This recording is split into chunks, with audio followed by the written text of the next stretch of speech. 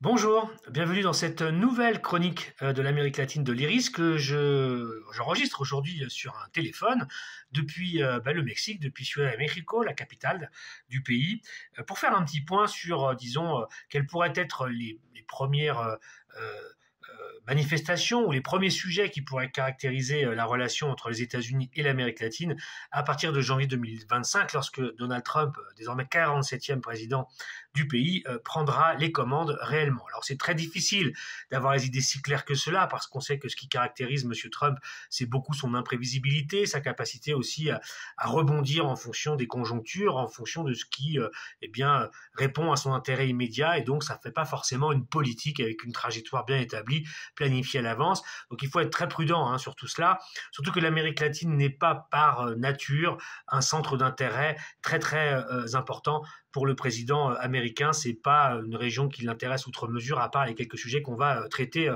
aujourd'hui. Alors, on peut au moins penser qu'il y a 3 sujets importants qui vont structurer ou animer cette relation, qui risque d'être assez, à la fois, on sait, un peu mystérieuse, mais qui peut aussi être assez difficile. Ces 3 sujets, c'est bien sûr l'immigration, dont qu'on connaît le plus vu d'Europe. C'est également les questions énergétiques, c'est également les questions commerciales, et puis c'est enfin les questions géopolitiques avec Cuba, Venezuela, le Nicaragua, mais aussi, j'y reviendrai, la question des droites latino-américaines qui voient en l'élection de M. Trump une opportunité tout à fait nouvelle sur le plan géopolitique. Alors, on va passer un peu en revue cela. L'immigration, on connaît le sujet. Depuis l'élection de Biden en 2020, plusieurs millions de migrants sont passés du côté des États-Unis via essentiellement le Mexique, qui viennent de plus en plus, non pas du Mexique, mais de plus en plus d'Amérique centrale et de plus en plus du Venezuela ou de Cuba, mais aussi d'autres pays sud-américains, aussi d'Haïti. On a vraiment une modification un petit peu dans la structure des migrants qui met en avant de plus en plus les pays que je viens de citer, et de moins en moins en fait, le Mexique, même si le flot reste quand même assez conséquent. On pense qu'il y a 6 à 12 000 personnes qui passeraient chaque jour la frontière américaine. Ce sont des estimations, et donc sur plusieurs années, ça fait effectivement probablement autour de 10 millions de personnes qui sont passées vers les États-Unis depuis le Mexique. Et donc la grande politique de Trump, c'est bien sûr dit-il, de déporter des millions d'immigrés latino-américains. On pense qu'il y en a 11 millions sans papier aux États-Unis.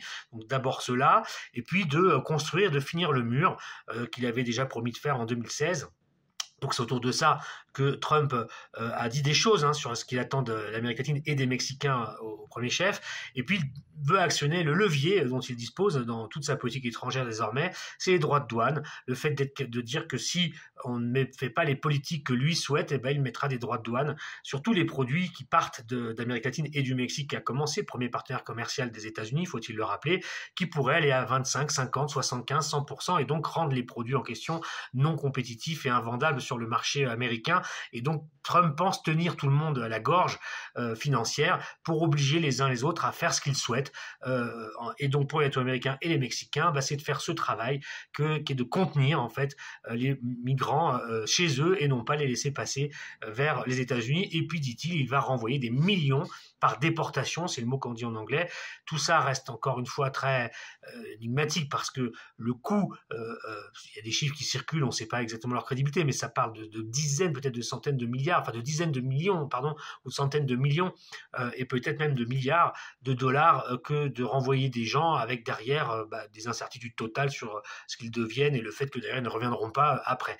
Sur l'affaire du mur, Elon Musk, lui, voit peut-être plutôt ça d'un bon côté, parce que c'est aussi un beau marché, peut-être pour ces entreprises, en termes d'intelligence artificielle, de technologisation plus aboutie, plus avancée encore de la surveillance sur ce mur et l'extension qui pourrait avoir lieu, la surveillance satellitaire, etc. On imagine très bien que ce fameux mur peut être un très très beau marché juteux pour celui qui désormais intègre l'administration américaine. Donc ce sera à suivre évidemment aussi des conflits d'intérêts.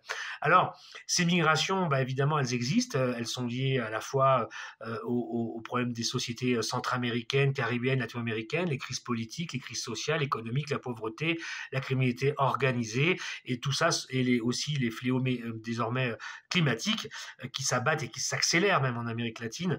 Et donc tout ça produit des flux permanents vers les États-Unis, où eh bien, la communauté latino-américaine est des gens très importante, et ben, les gens vont là-bas parce qu'ils ont souvent de la famille, et puis ils trouvent aussi du travail parce que, bien sûr, un peu comme ailleurs, les migrants occupent des postes de travail qui sont un peu délaissés dans plein de secteurs par les gens qui vivent là.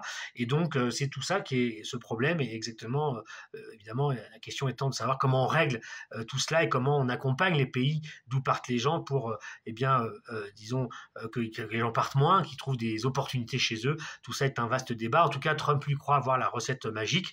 Et bien sûr, il faudra suivre ça. Le Mexique est fortement sous pression. Premier partenaire commercial des États-Unis, 80% de ce qu'il produit part aux États-Unis. Et Madame Claudia Sheinbaum, pour l'instant, attend de voir ce qui va se passer, mais elle a rappelé ses positions habituelles, assez fermes, de dignité du Mexique, de souhaiter que Trump respecte la souveraineté mexicaine et que les Mexicains n'avaient pas l'intention de faire en gros le travail de police. Certains disent ici le travail sale que Trump leur demanderait. Et probablement que le Mexique et le gouvernement de Mme Sheinbaum comptent aussi sur la réaction que pourraient avoir les industriels américains, eux-mêmes impactés par eh bien, les mesures de protectionnisme dur que veut imposer Trump, parce que ça les concernerait aussi, puisque beaucoup d'entreprises américaines travaillent au Mexique, investissent au Mexique, leurs investissements sont colossaux, et ils travaillent au Mexique parce que les conditions sont moins chères, et que la formation est bonne, et que donc les gens travaillent bien, et que grâce à cela, les produits américains gardent une certaine compétitivité par rapport à leurs concurrents. Alors ça, c'est le grand sujet numéro 1. Le numéro 2, c'est l'énergie et le commerce. Bien sûr, ce sera la même question. Est-ce que Trump va faciliter ou à tous les autres pays appliquer la même logique finalement qu'au Mexique, mais sur des questions énergétiques ou sur des questions commerciales, en disant soit vous travaillez avec nous à nos conditions, vous mettez les Chinois dehors, ils doivent être de moins en moins présents, ou bien on vous mettra là aussi des droits de douane qui viendront en quelque sorte vous fermer l'entrée en fait au marché américain. Donc ça, c'est sur les questions commerciales et énergétiques la grande question. Alors encore une fois, je passe plus rapidement parce que le vrai commerce des Américains, c'est avec le Mexique, hein. C'est vraiment là que ça se passe. Les pays sud-américains, il y a des choses, mais c'est quand même beaucoup plus mineur. C'est surtout le Mexique qui est concerné par cela, et pour les migrations, donc les pays centra-américains et caribéens, comme je disais, plus Venezuela, comme je le disais. Alors, il faudra suivre tout ça. Ce qu'on sait maintenant, c'est que M. Trump a décidé que son secrétaire d'État serait Marco Rubio, et ce nom est très connu partout en Amérique latine, puisque Marco Rubio, qui est présent sénateur de Floride, états-unien, qui est au Parti républicain, qui vient du Tea Party, qui avait été d'ailleurs pré-candidat en 2015 contre Trump à la présidentielle, et qui a vu s'effacer devant Trump en 2016, qui occupe des postes très importants au Sénat, à la commission des relations extérieures, mais aussi à celle qui est consacrée à l'intelligence, donc tout ce qui est lié disons, au service d'intervention américain, secret, militaire, sécuritaire, etc.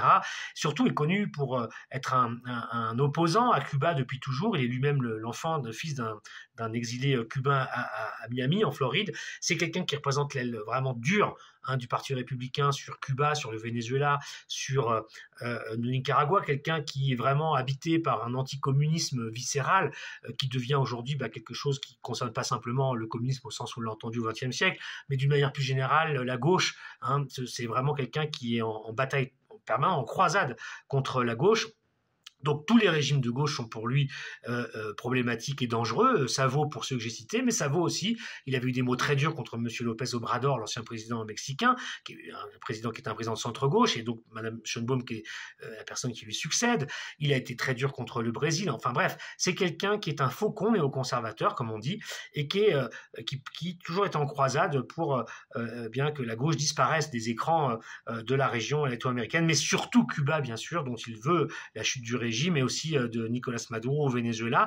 Donc on sait que c'est un dur qui arrive sur place. Est-ce que ça veut dire que sa politique et sa ligne va être celle qui va être appliquée de manière active? On ne le sait pas, ce n'est pas évident. D'autres personnes dans l'administration de Trump ne sont pas sur la ligne de M. Rubio. Je pense à Mme Tulsi Gabbard, qui elle est à l'intelligence nationale, au service intérieur, qui a toujours été contre lui d'ailleurs, qui a pris des positions parfois contre Rubio, qui elle, par non-interventionnisme et isolationnisme américain, est contre toute forme d'intervention des États-Unis dans des crises ou des pays à l'étranger. Donc bon, on verra tout cela, comment ça va se passer. Peut-être que aujourd'hui Rubio va plutôt s'aligner sur le fait que Trump n'a pas, à ce jour en tout cas, un programme d'agression bien défini contre les pays de gauche latino-américains. Par contre, donc, mais c'est un élément à prendre en compte, bien sûr. Par contre, il faut prendre en compte le fait que Trump arrive au pouvoir dans un moment où la droite latino-américaine, et même l'extrême droite latino-américaine, n'a pas du tout disparu. Elle existe, elle est assez puissante un peu partout, en tout cas en Amérique du Sud, ça c'est sûr. Elle encercle un petit peu d'ailleurs aujourd'hui, soit parce qu'elle est au pouvoir, soit elle pourrait l'être, le Brésil, qui est un peu à la peine face à ce contexte. Bien sûr, je pense à M. Bolsonaro, son adversaire interne. Je pense bien sûr à M. Milei, qui n'a que Dieu pour M. Trump, comme nous le savons. Je pense aussi à Daniel Noboa, qui est moins connu, qui est le président de l'Équateur, qui va se représenter en février 25 et qui a des chances de l'emporter, et qui propose une modification de la constitution équatorienne pour accueillir de nouveau des bases militaires états-uniennes en Équateur, ce qui avait été interdit par le président Rafael Correa avec la nouvelle constitution de 2008. Il propose de changer la constitution parce que, en fait, Noboa propose aux États-Unis un deal sécuritaire qui sera un peu de se substituer à la Colombie, qui est désormais à gauche avec M. Petro, et que ce soit finalement l'Équateur, aux prises avec de multiples problèmes de criminalité, de narcotrafic, qui se colombanise en quelque sorte, entre guillemets, qui devient une nouvelle Colombie sud-américaine, et bien que de nouveau, ce soit un point d'entrée, un point d'appui pour la politique anti-narco américaine. Et ça, évidemment, ça va intéresser Donald Trump, donc il faudra suivre cela.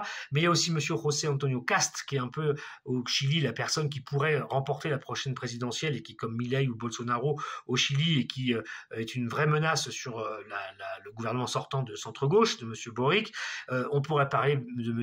Nayib Bukele, bien sûr, au Salvador, qui est là aussi, qui connaît très bien M. Musk, qui est très proche de lui, qui aussi n'a pas de mots assez chaleureux pour M. Trump. Bref, il y a un écosystème des droites latino-américaines et de l'extrême droite qui considère aujourd'hui que l'élection de Donald Trump, c'est une opportunité pour demain peut-être reprendre le contrôle sur la région et en quelque sorte aussi fragiliser l'hégémonie ou en tout cas le fait de jouer un rôle de leadership du Brésil en Amérique latine. Brésil qui évidemment lui, d'ailleurs M. Lula l'avait dit pendant la campagne, son choix était plutôt Kamala Harris, donc évidemment ça ne m'a pas tombé dans l'oreille d'un sourd du côté de chez Trump. Donc voilà, c'est tous ces éléments-là qu'il faut avoir en tête pour voir un petit peu le début d'année, comment ça va se passer. Et bien sûr, on ne peut pas clore cette chronique sans parler du Venezuela, qui est un peu le sujet aussi important aujourd'hui de la Maison-Blanche avec l'Amérique du Sud. Qu'est-ce qui va se passer? Est-ce que Trump va reprendre sa politique de sanctions très lourdes, de pression maximale dont il était l'auteur, qui n'a pas réussi, qui n'a pas fait tomber le M. Maduro, ni à Cuba, le gouvernement cubain de Diaz-Canel? Est-ce qu'il va reprendre cette ligne-là? Est-ce qu'il va resanctionner? Est-ce qu'il va chercher un deal avec la puissance pétrolière vénézuélienne qui aujourd'hui produit plus de pétrole qu'avant? Aujourd'hui, des sociétés américaines y retravaillent avec quelques autres européennes. Aujourd'hui, l'élection du 28 juillet a été contestée, mais le pouvoir est toujours entre les mains de Nicolas Maduro. Est-ce qu'il y aura un deal, quand même à le dire Trump, un deal qui pourrait être en gros qui prenne acte de l'élection vénézuélienne sans refaire de pression maximale ou sans remettre en cause le résultat, même s'il ne reconnaissait pas chaleureusement l'élection de M. Maduro dans les conditions où elle s'est tenue, et que contre ça, en quelque sorte, les sociétés américaines pourraient continuer de travailler avec le pétrole vénézuélien, permettant aux États-Unis de pouvoir conserver leurs réserves stratégiques et de ne pas être obligés de mettre leur pétrole sur le marché mondial pour, encore une fois, dans la logique de Trump, reconstituer en fait toutes les capacités de la puissance états-unienne en reconstituant l'industrie, les ressources naturelles, etc. aux États-Unis pour pas dépendre de l'extérieur ou se disperser à l'extérieur, mais avec la vision, bien sûr, de reconstituer cette puissance pour la conserver face à la montée, à l'ascension du principal adversaire de Trump, qui est la Chine. Et donc, c'est bien dans tous ces paramètres-là qu'il faudra voir un peu quelle sera la politique concrète de M. Trump avec le Venezuela. Mais encore une fois, le fait que Marco Rubio, qui lui est un adversaire acharné du Venezuela bolivarien et secrétaire d'État, jouera son rôle. Donc, Trump va devoir réfléchir à sa position en fonction de tous ces éléments-là. Et donc, c'est ce qu'on suivra, bien sûr, à partir de la rentrée, du début de l'année 2025. À bientôt.